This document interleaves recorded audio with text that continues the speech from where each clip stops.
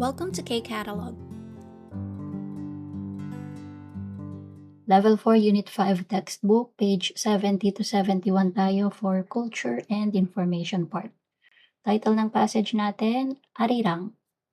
So this one, sabi sa first sentence, Arirang은 한국 민요 중 가장 유명하다. So pag sinabi pong 민요 means folk song. Tapos yung 중 natin dito, no, among. So among the folk song of Korea, si Arirang daw ang pinakasikat. Arirang is the most famous of Korean folk songs. 아리랑은 지역과 시기에 따라 다양하게 불려 오늘에 이르고 있다.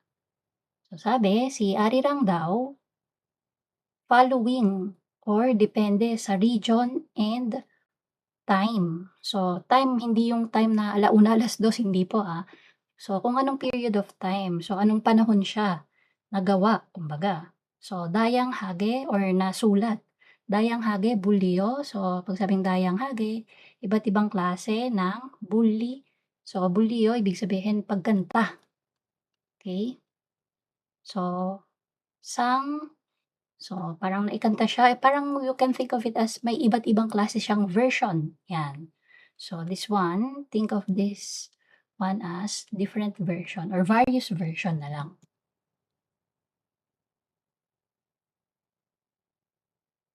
So again, yung mga version na yan, depende sa kung kailan siya naisulat or na-compose and anong lugar. Okay? 오늘에 이르고 있다. So, continuing up to these days. Ayan. So, hanggang ngayon, no? Ganon yung pagkakaalam kay Arirang. And then, 옛날로부터 지금에 이르기까지 불린 아리랑이 모두 몇 총인지는 정확하게 알 수 없으나 대략 60여 총이 있다고 한다. So, ang sabi niya lang dyan, simula daw, 옛날로부터. Dati, no? Simula dati hanggang ngayon, kung bibilangin lahat yung version ng Arirang. So, lahat daw ng version na yan, 몇 총인지는 정확하게 알 수는 없으나. So, hindi sure kung ilang version na yung meron. However, teriyak, pag sinabing teriyak, estimate po yan, no? Yan, tinataya na nasa 60 daw na version ang meron. So, di ba recently yung BTS, no, meron na naman silang yung title ng album nila is Arirang, ayan. So, another version na naman yon, di ba? So, nadagdagan na yan. So, again, no, yung part na to, yan na lobuto. Yan. While the exact number of versions of Arirang sang from the past to the present is unknown, it is said to number approximately 60. Ayan. So, second paragraph, 아리랑은 원래 일을 하면서 겪는 힘들을 이겨내기 위하여 부른 노동요였다. So, ano sabi niya? Yung arirang daw, originally, yan, 노동요. Ito muna, pag sabing 노동요, labor song. Yan. So, labor song daw siya na kinakanta in order to 이겨내기, overcome yung 힘듦. So, ibig sabihin ng 힘듦, hardship. Okay? So, yung mga hirap mo sa buhay, no? Yan kasi, sabi nga, labor song siya. So, habang tatrabaho ka at yung nafe-feel mo na pagod at hirap, yan, kung nararamdaman mo daw yon, eto, para ma-overcome mo yung hardship na yan, so, kinakanta si Arirang. So, yun yung original na purpose niya, no? So, folk song siya, pero kinakanta siya for pagtatrabaho, 'di ba? Kung meron sa atin na ano yun, yung kanta natin na magtanim ay di biro, 'di ba? Pag nagtatanim, yan yung kinakanta. Maghapon na kayo ko, ayan, dinadaan sa kanta. So, parang ganito din si Arirang daw. Tapos, 아리랑의 노랫말을 보면 사랑, 이별, 시집살이의 어려움 등을 담고 있으므로 한국인의 정서한을 대변한다. Okay, so anong sabi? The lyrics of Arirang, kapag tiningnan mo daw siya, 노랫말. So yung 노랫말, yan yung lyrics. So, boom, yun. So, pag tiningnan mo or chinek mo yung lyrics ni Arirang, so, Ito daw yung makikita mo na parang nakapaloob sa lyrics niya. Sarang, love. Ibyol. Ibyol is yung separation. Yan. Kapag kayo ay naghiwalay. Hmm. Ano pa? Shijibsari Oryom. So, ito, kapag kinasal na yung mga Myeonuri 'no, kanta ng mga Myeonuri daw 'yan si Arirang. Yung mga paghihirap na dinadanas ng mga babae bilang Myeonuri or daughter-in-law, ayan. So, kasama din daw 'yun sa nakapaloob sa lyrics kung titingnan mo siya. So, dito puwede nating isipin married life. So, yung married life, yung mga hardship na meron 'no, sa isang married life, ayan, 'yan daw yung mga nakapaloob sa lyrics ni Arirang. So again, tatlo 'no, married life, separation, and love. Ayan. Tapos sabi dito, 한국인이 정서, 한을 대변한다. So, at the same time, it represents yung 정서. Pag sinabi pong 정서, yung sentiments. Okay? Sentimiento. Ayan. Mga saloobin at saka Han ng mga Koreans daw. So, ano ba yung Han? Han, take note of this. Han means sorrow, deep sorrow. So, medyo negative yung meaning niya, no? Yan. So, yun yung ni-represent nung lyrics ni Arirang or nung theme na yan. Sentiments and deep sorrow. 이렇게 아리랑이 한국인이 정서를 잘 대변하기 때문에 한국인이 동질성을 확인하고 단결이 필요할 때 자주 불렸다. So, anong sabi niya doon? Because Arirang so effectively embodies these emotions, yung mga sentiments nga at saka mga deep sorrows nila, yan. It was frequently sung when a sense of shared identity and unity was needed. So, medyo mahirap yung explain. So, breakdown natin. 이렇게 아리랑이 한국인이 정서를 잘 대변하기 때문에. So, because it represents nga yung mga sentimiento ng mga Koreans, yung mga nararamdaman nila at saloobin. Yan. 한국인이 동질성을 확인하고. So, kapag meron daw silang nafi-feel na sense na kailangan ng unity, ayan, 필요할 때 자주 불렸다. So, kinakanta nila yung kanta na yan, yung Arirang. 그리고 그래서 일본 식민 통치 시기에는 저항 정신을 표현하는 노래가 되기도 했다. So, that's why during the Japanese colonial period, it also served as a song expressing a spirit of resistance. Ayan. So, nung sinakop sila ng mga Japanese, so dahil kailangan nila magsama-sama, ayan. So, ito yung parang naging symbol din nung kanilang unity, yung pagkanta ng Arirang. So, yun po yung sinasabi sa part na to. Okay? Third paragraph. 현대에 와서 아리랑은 새롭게 편곡되어 불리기도 한다.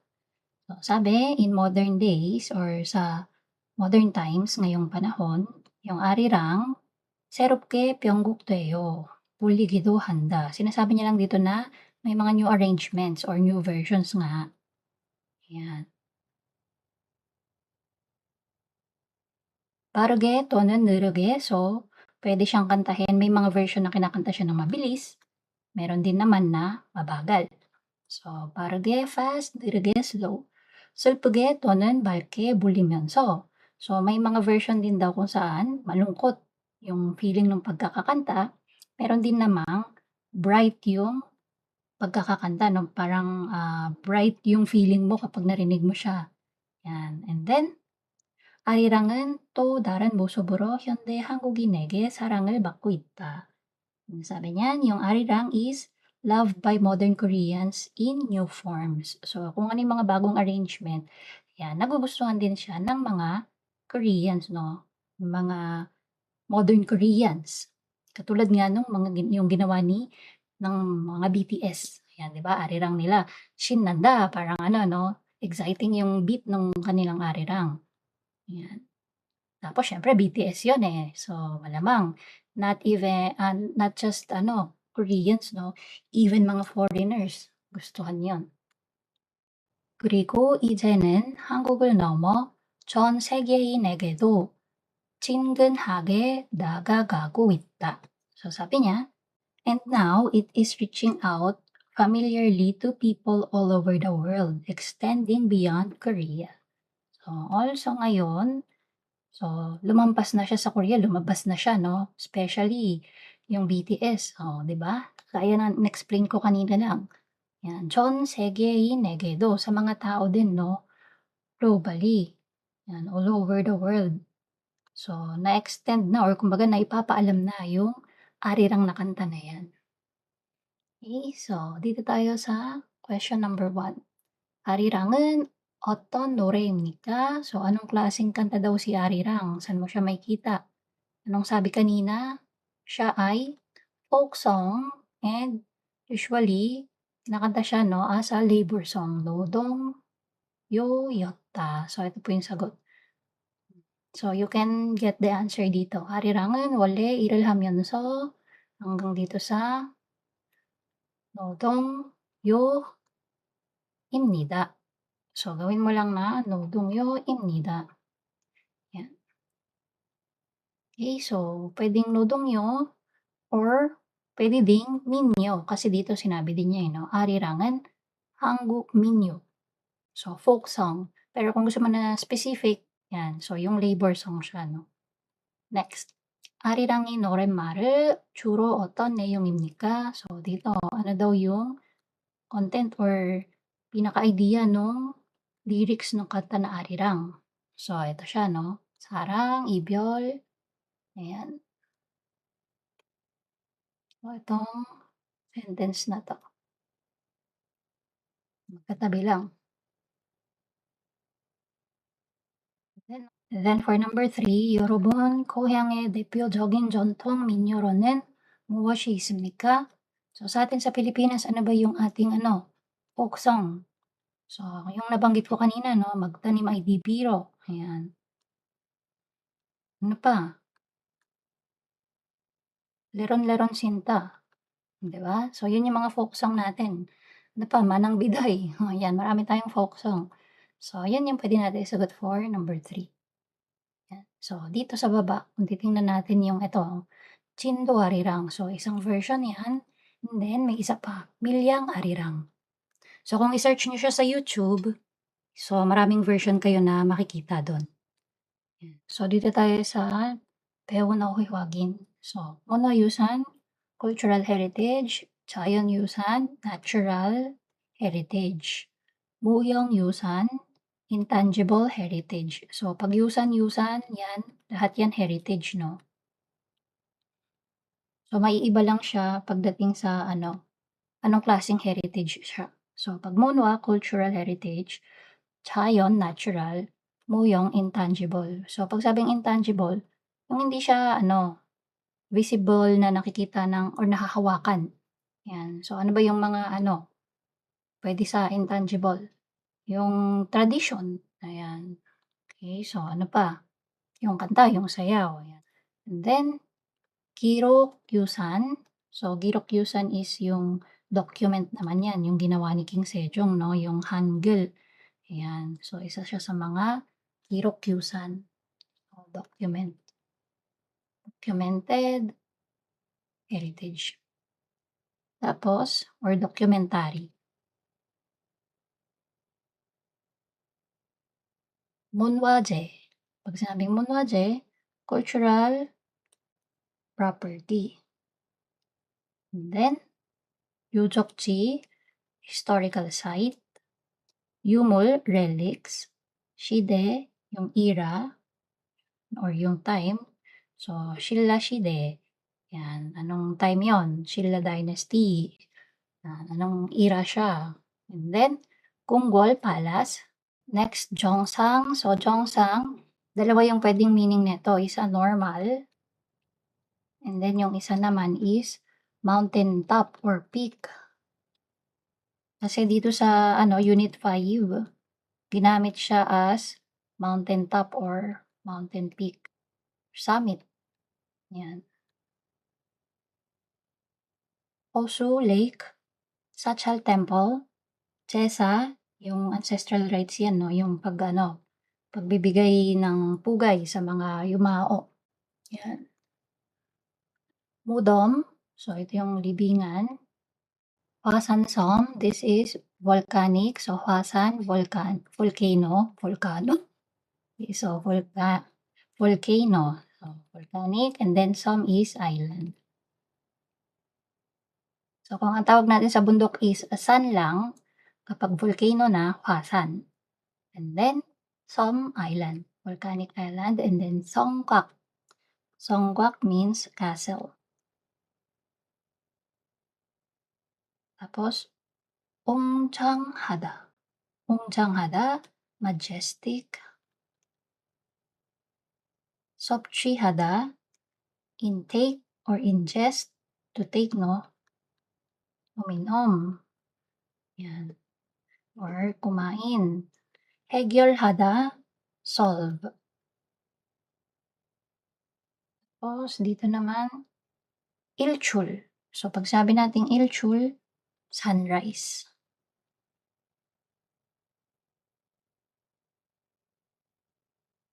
Hwasan Jagyong. So Hwasan Jagyong, volcanic activity. Ususong, excellence award.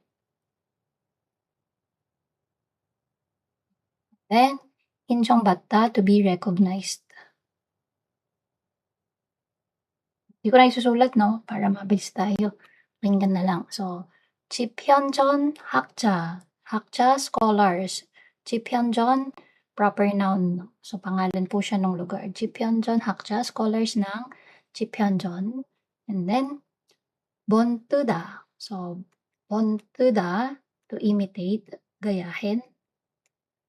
Tambanghada, to explore, visit and explore, or to tour, mag-tour or travel trip ka dun 'no, sa lugar na yon. And then Jicheonghada, designated or saan na italaga.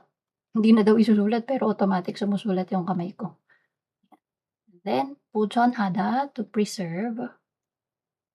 Preserve yung mga natural cultural heritage. And then Jeonseonghada means to pass down, ipasa sa mga next generation. And Kachi, value. Chosang, ancestors. Puson, yung ating mga descendants. Okay, so sulat natin. Di magawang hindi isulat eh, no? Tapos, Mulyojuda. So, similar si Mulyojuda at saka si Chonseonghada. Ayan, to pass down. Ipamana. Pwede din yun, no? Then, Injeonghada. Yan, to recognize. So, parang similar din si, nasa na yung ano natin dito, recognize kanina. May recognize din tayo dito eh. Ayan, Injeongbatta at saka si Injeonghada. Malamang Injong. Okay? So, recognize pareho yung dalawa na yan. And then, Mutsida, so to bury. Ibaon, ilibing. Joltejok. So, Joltejok is to ayun, yung pinakamataas. Yan. So, absolute. Kaya lang, di natin masyadong ginagamit yung word na yan when describing sa highest na lang. Highest person para mas matandaan nyo siya, no? So, si King Sejong, not si King Sejong, lahat ng mga hari, no? During Joseon Dynasty, no? They think yung mga tao ng Joseon Dynasty, ang pinakamataas na hari na tao sa lipunan ay yung hari. Yan. And then, Chogaksang, bubulol na naman tayo. So, statue. And then, Jinjihada, to take it seriously. Take seriously. Pag gagawin, seryosohin, wag yung bara-bara. Okay? So, dapat pulido or talagang pinagplanuhan. So, yun po siya, no? So, that's for the culture and information part ng Level 4, Unit 5. And that's it. If you find this video helpful, please hit the like, share, and subscribe button. So I still hope to see you in the upcoming videos, and again, thanks for watching.